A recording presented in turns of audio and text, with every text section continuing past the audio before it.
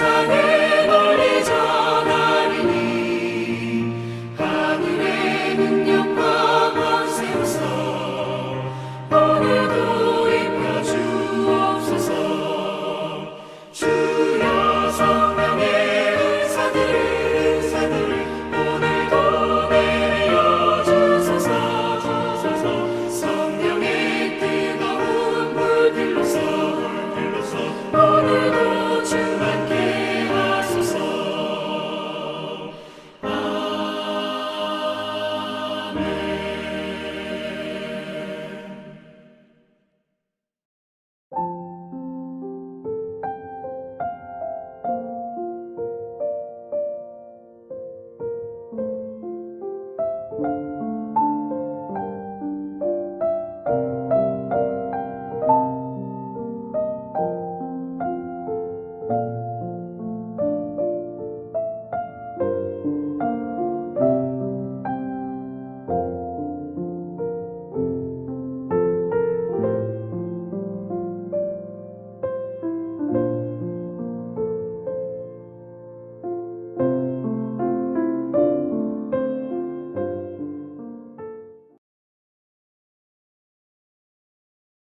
그러므로 땅에 있는 지체를 죽이라.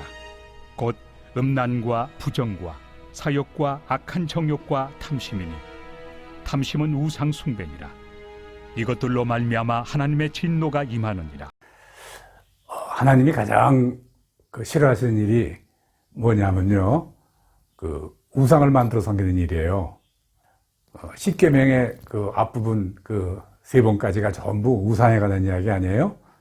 첫 번째, 너는 나 외에 다른 신을 섬기지 말아라 그러시고요. 또 두 번째, 너를 위해 새긴 우상을 만들지 말라. 또 하늘에 있는 것이나 땅에 있는 것이나 땅 아래 물속에 있는 것이나 아무 형상이든지 만들지 말고 그것들에게 절하지 말며 섬기지 말라. 두 번째 그러셨죠. 세 번째는 너의 하나님 여호와 이름을 망령되이 일컫지 말라 그랬거든요. 네, 사실 이 말씀은 걸핏 들으면은 우상을 만들어 섬기는 일과 관계가 없는 것 같은데요. 이 상계명은 가만히 보면요, 하나님 자체를 우상으로 만들지 말라, 그런 의미이기도 해요. 하나님은 우상으로 이렇게 향하는 나의 마음, 그로 인해서 생기는 나의 삶을요 징계하세요. 반드시 징계하십니다. 때론 하나님은 나의 우상, 그거 가져가시기도 해요. 그 우상을 섬기는 일은요 굉장히 조심해야 돼요. 본문은 우상을 섬기면 하나님의 진노가 임한다 그렇게 말씀하시고요. 또 에베소서 5장 5절에서는요 하나님 나라에서 기업을 얻지 못하는 것이다, 우상 숭배가요. 그렇게까지 말씀하시고 그러죠. 성경에 보면 이제 이 우상을 섬기다가 이렇게 하나님의 진노가 임한 이야기가 많이 나오는데 그중 두 가지 정도만 말씀드릴게요. 아주 큰 사건. 출애굽기 32장에 보면요, 모세가 십계명을 하나님께 받으러 산에 올라갔잖아요. 그런데 이 산에 올라간 모세가 내려오지 않는 거예요. 네. 그랬더니 아론과 그 백성들 기다리고 있는데 너무 오래 안 내려오고 하니까 이제 걱정도 되고 또 두렵기도 하고 또 그래서요, 백성들이 아론과 함께 이렇게 군부치니 뭐니 다 모아가지고 송아지의 형상을 만들죠. 우상이죠. 그것을 보고 있던 하나님께서 모세에게 아주 야단치세요. 네 백성 참 큰일 났다, 야. 저렇게 부패했다. 내가 그들 모두를 다 이제 진멸해버리겠다. 이렇게 말씀하시죠. 네. 모세가 우리가 다 아는 대로 하나님 좀 살려주세요 하고 중보기도 하니까 하나님이 그 징계를 이렇게 보류하신 대신에 3,000명 이스라엘 사람이 이렇게 죽게 만들어요. 이걸로 끝난 게 아니라 보통 열흘 이내로는 갈 수 있는 가나안까지의 여행길이 40년을 보내게 되고 또 마침내는 또 그 가나안마저 많은 사람들이 들어가지 못하게 되는 결정적인 이유가 됩니다. 네. 우상을 섬긴 하나님의 진노의 사건이에요. 유대 백성 중에, 이스라엘 역사 중에 가장 수치스러운 일이 우리가 바빌론 유수 그렇게 표현하는 이런 사건이 있었습니다. 남유대가 70년 동안이나 바벨론에게 포로가 돼서 끌려간 그런 사건이에요. 불행한 역사죠. 이게 왜 이렇게 있었느냐, 이런 사건이 벌어지게 됐느냐 하는 이야기를 에레미야서 2장 13절에 기록하고 있는데 이렇게 말씀하세요.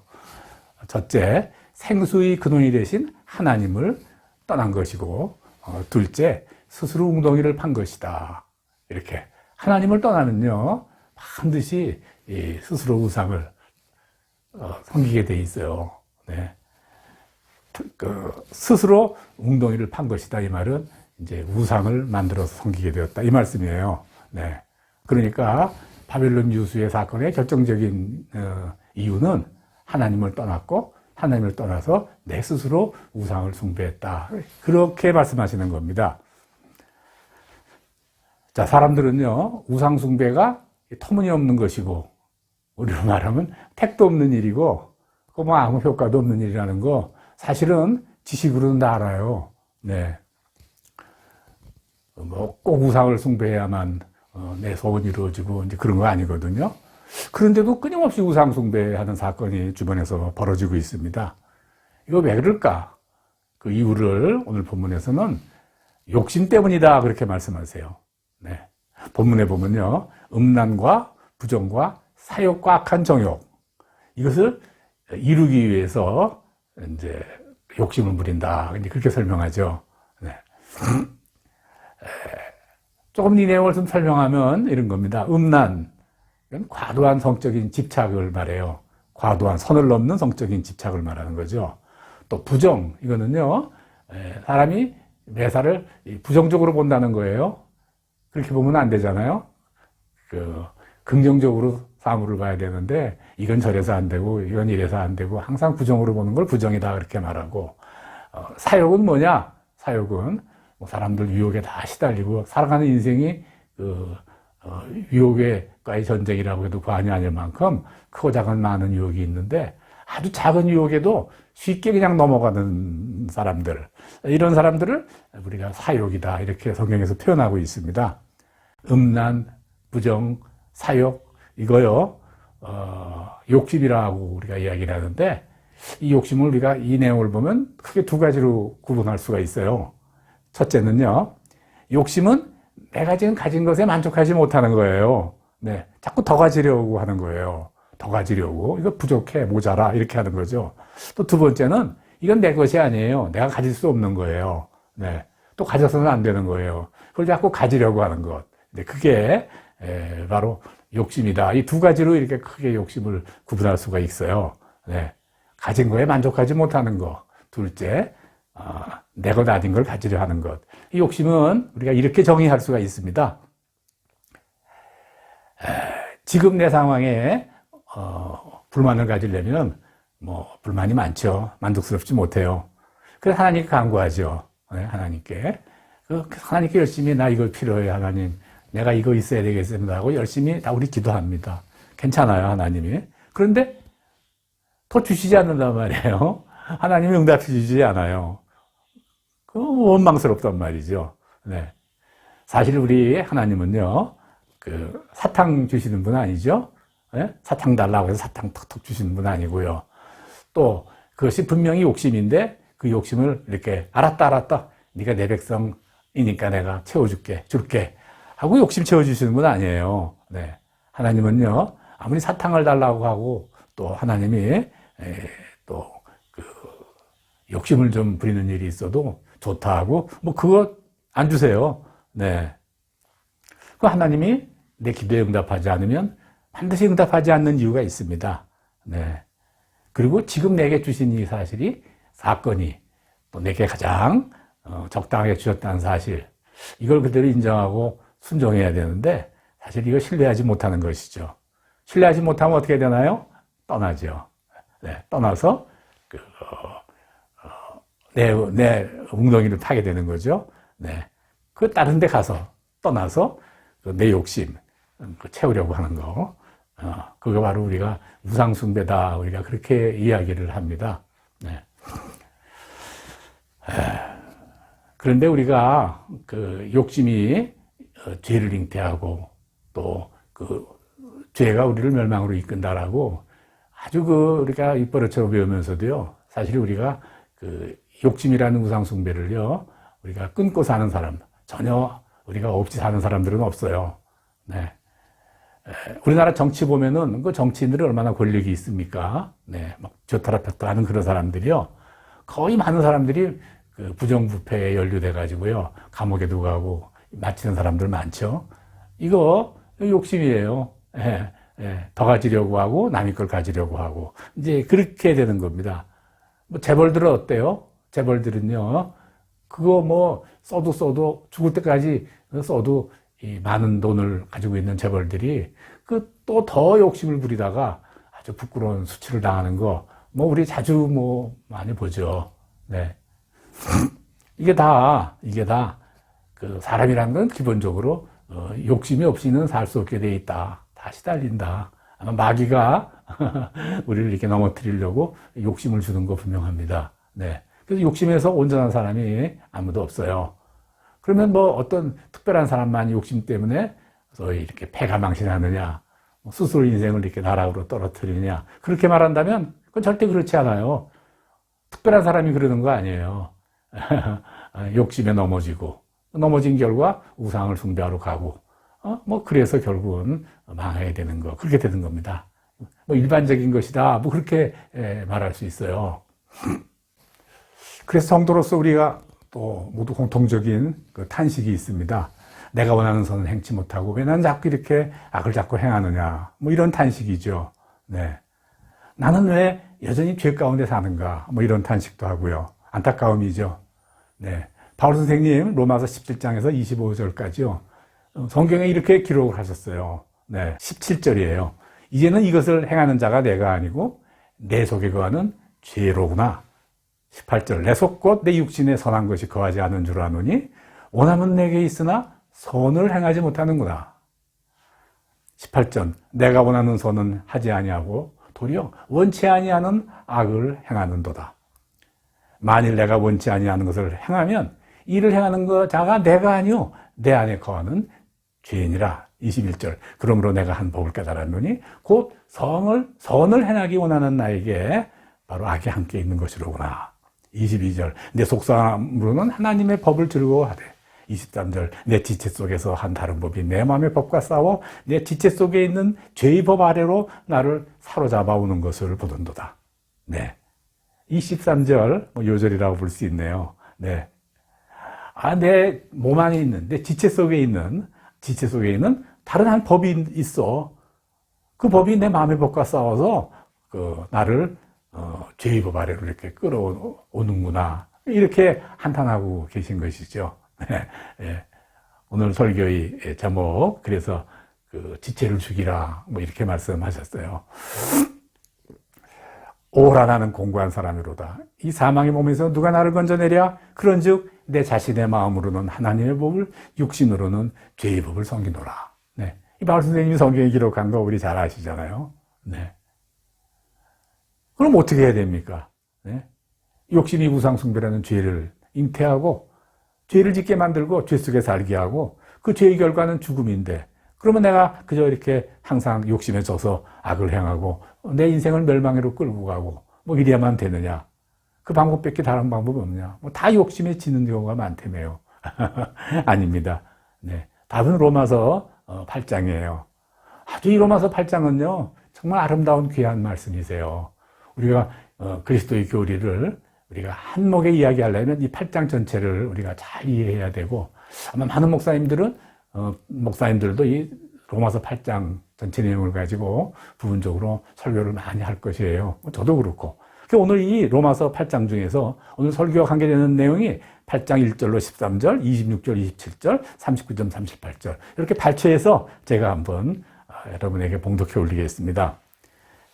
그러므로 이제 그리스도 예수 안에 있는 자에게는 결코 정죄함이 없나니 그리스도 예수 안에 있는 생명의 성령의 법이 죄와 사망의 법에서 너를 해방하였습니다.